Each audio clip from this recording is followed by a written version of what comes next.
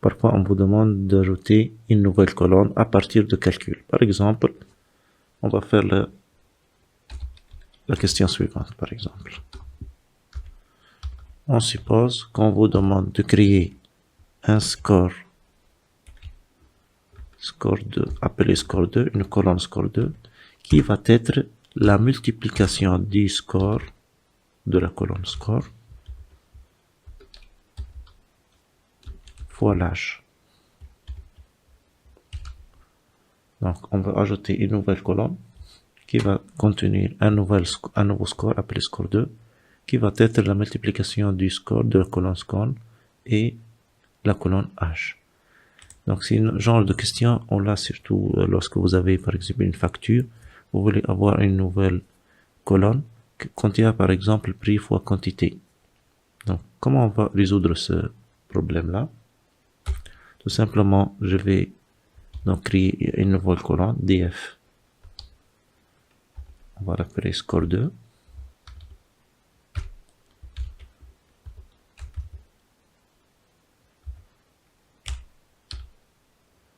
Ce score 2 va être la multiplication de notre data frame colonne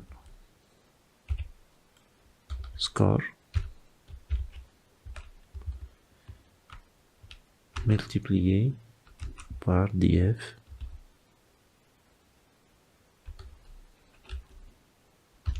âge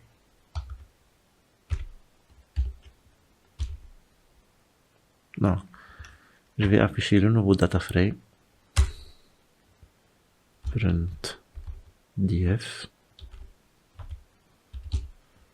donc F5 pour exécuter. Je vais voir si j'ai des erreurs dans mon code.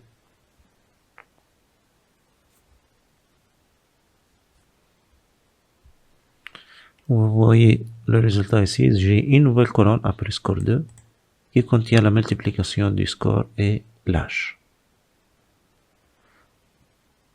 Je peux aussi vous demander d'ajouter une nouvelle ligne, par exemple. On veut ajouter une nouvelle ligne.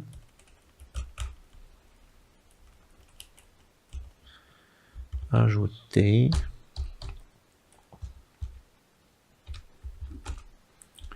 une nouvelle ligne. Et je vous donne les données de cette nouvelle ligne. Donc, je passe directement à la résolution de cet exercice. Par exemple, je vais appeler ici la nouvelle ligne, notre variable nouvelle ligne. Donc, cette nouvelle ligne, elle va contenir le dictionnaire suivant. Donc tout d'abord, l'ID.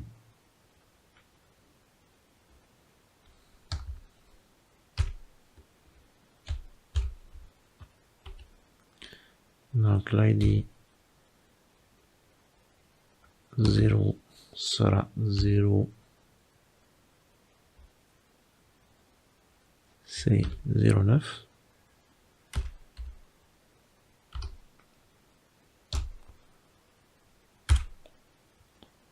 Donc dans le champ nom,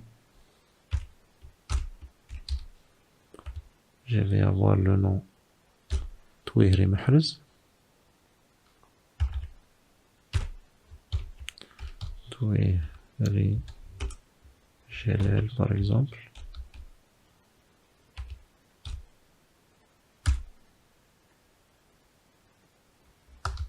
Dans la colonne âge, Monsieur Jalal est âgé de 17 ans. 17. Sans ajouter des guillemets parce que c'est un nombre. Et finalement, ou bien avant finalement, donc l'avant-dernier, la ville sera la ville de Tunis.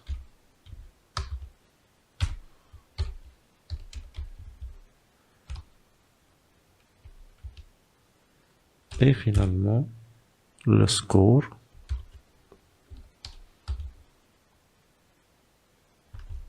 j'ai oublié les guillemets. Donc,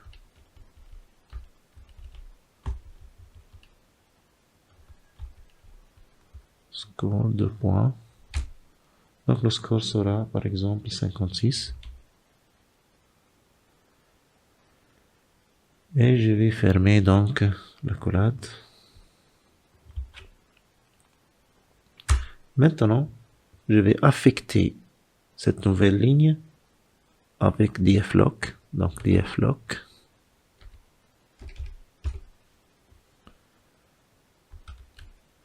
L'indice numéro 8. Pourquoi 8? Parce qu'ici, nous avons, ici dans l'Excel, nous avons 8 éléments. Donc si vous voyez dans l'Excel, ici dans le fichier Excel, nous avons 8 éléments. Donc, le dernier là, son indice est 7, puisqu'on compte à partir de 0 dans la programmation. Donc, le 8e sera l'indice numéro 7, on commence par 0. Donc, le nouveau, ce sera l'index numéro 8. Donc, on lui affecte la nouvelle ligne.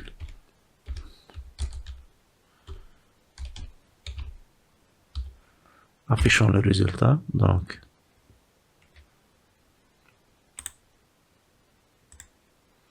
je vais afficher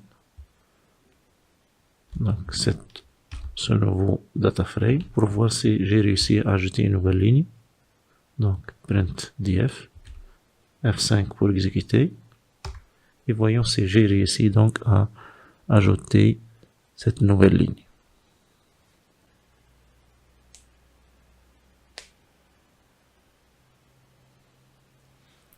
Donc vous voyez ici la dernière ligne, Touiri Jalel, 17 ans, Tunis, 56.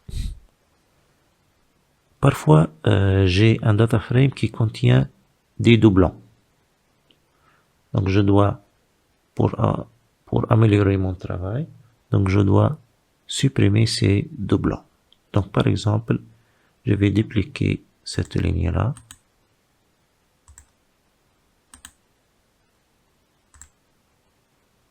Je vais dupliquer aussi cette ligne-là.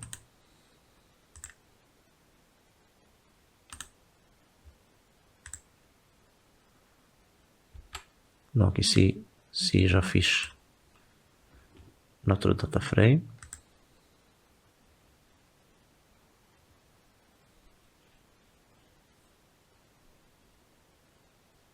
donc vous voyez ici, nous avons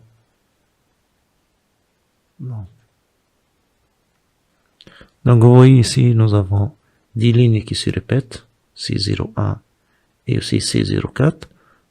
Afin de supprimer ces doublons, c'est très simple en Pandas. Donc il suffit de créer une nouvelle data frame, dateframe, point, drop, la fonction c'est drop, tiré avec 8, duplicates. Duplicates en anglais ça veut dire les doublons. Il faut écrire correctement les fonctions. Vous aurez les annexes pour vérifier.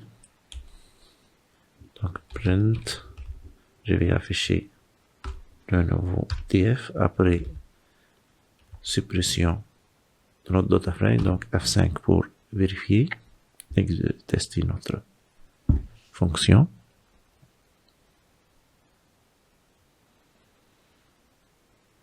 Donc, vous voyez dans le deuxième data frame, on n'a pas les doublons.